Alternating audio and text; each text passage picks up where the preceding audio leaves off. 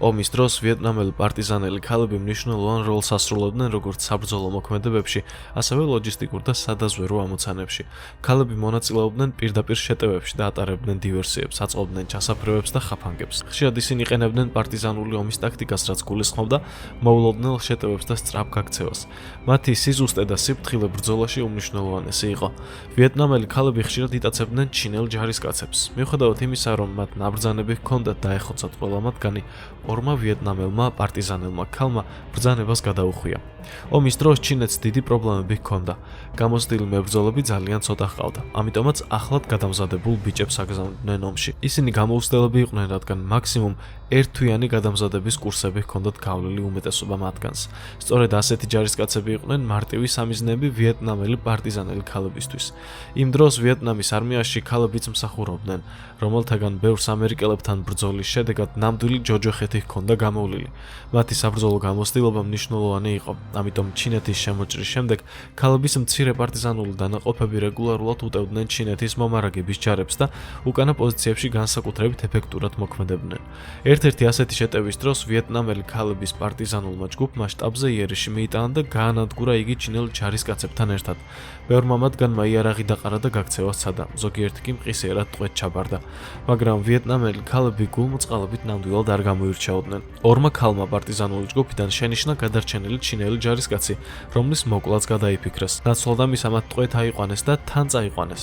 თუმცა ვერავინ წარმოიდგენდა, რომ ეს ტყვეობა ამ ჯარისკაცისთვის 13 წლიანი მონობის დასაწყისი იყო, სადაც იგი ამ ორი ქალის პირადი მონაგ ხდებოდა. ტყვედ აყვანილი ჯარისკაცი ხუან განძუნი დაიბადა ჩინეთის სამხრეთ-აღმოსავლეთ პროვინცია იუნანის პატარა სოფელში. ხუანის უჩვეულო გარეგნობის გამო ძალიან ბევრ მხატვარს სურდა მისი პორტრეტის დახატვა, რაც იმ დროისთვის სარფიანი ანაზღაურებადი საქმე იყო. თუმცა ჩინეთ-ვიეტნამის ომის დაწყების წინ, როცა ჩინეთის მთავრობამ მოხალისეთა მიღება დაიწყო, 18 წლის ხუანი, რომელიც დიდი პატრიოტიზმით იყო გამსჭვალული, დაუფიქრებლად დათანხმდა სამხედრო სამსახურს. ომის დაწყებისას, როგორც ბევრ სხვა ხალწვალს, ხუანსაც არ ჰქონდა საბრძოლო გამოცდილება. ერთთვიანი წვრთნის შემდეგ, რომელიც საბრძოლო მოქმედებების დაწყებამდე გაიარა, ის ლოჯისტიკის შტაბში გაანაწილეს. რამდენიმე დღიანი ხეტიალის შემდეგ ვიეტნამელმა ქალებმა ტყვეთავიანთ ბამბუკისა და ფოთლებისგან აშენებულ ქოხში მიიყვანეს. მათ ის დააპურეს და საშუალება მისცეს დაეძინა. თუმცა მეორე დღეს აიძულეს ორივე მათგანთან დაწოლილიყო. განძუნი თავს სასოწარკვეთილად გრძნობდა და ფიქრობდა, რომ მისი ყოველი დღე შესაძლოა უკანასკნელი ყოფილიყო. ვიეტნამური ენის მცირედი ცოდნით მან გაიგო, რომ ქალები დეზერტირები იყვნენ, რომლებიც ომისგან დაღლილებით ტყეში ცხოვრებას გეგმავდნენ.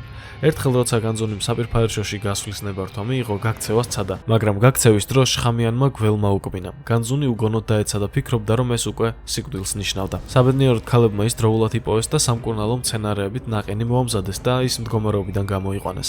ჯუნგლებში გატარებული წლების წყალობით ისინი კარგად ერკვეოდნენ ასეთ სიტუაციებში და შეეძლეს მისი გადარჩენა. ბიჭი თანდათან გამოჯამრთელდა და ქალებიდან ერთ-ერთს, რომელიც მას ეზრუნავდა, განსაკუთრებით დაუახლოვდა. მან გაქცევის გეგმები დროებით გადადო და გადაწყვიტა ომის დასრულებამდე მათთან დარჩენილიყო. ამის შემდეგ ხუან განძუნი 13 წლის განმავლობაში ცხოვრობდა ამ ქოხში ვიეტნამელ ქალებთან ერთად.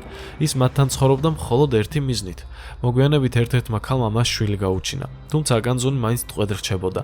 ერთ დღეს ქოხიდან რამდენიმე კილომეტრში მან ჩინური იეროგლიფებით ბოთლი იპოვა, რამაც მის გულში სამშობლოში დაბრუნების სურვილი გააღვიძა. მან ტკივილით გაიხსენა საკუთარი ოჯახი და გადაწყვიტა სახლში დაბრუნებულიყო. იმის გამო, რომ უკვე 13 წელი ქალებთან ერთად ცხოვრობდა, მათ მის მიმართ ნდობა განუვითარდათ, ყურადღება მოადუნეს და ბიჭმაც გაქცევა შეძლო. ჩინეთში დაბრუნებულმა განძუნმა გაიგო, რომ დიდი ხანია დაკარგულად ითვლებოდა. ის თავის ისტორიას ოჯახის წევრებს და პოლიციას მოუყვა. პოლიციას აღუწერა, როგორ გაატარა წლები პირველყოფილი ადამიანივით ტყეში, ქოხში. განძუნი ბედნიერი იყო, რომ დაბრუნდა სახლში, მაგრამ მთელი ცხოვრება ნანობდა, რომ ვიეტნამელ ქალსა და თავის შვილს სამშობლოში ვერასდროს წამოიყვანდა.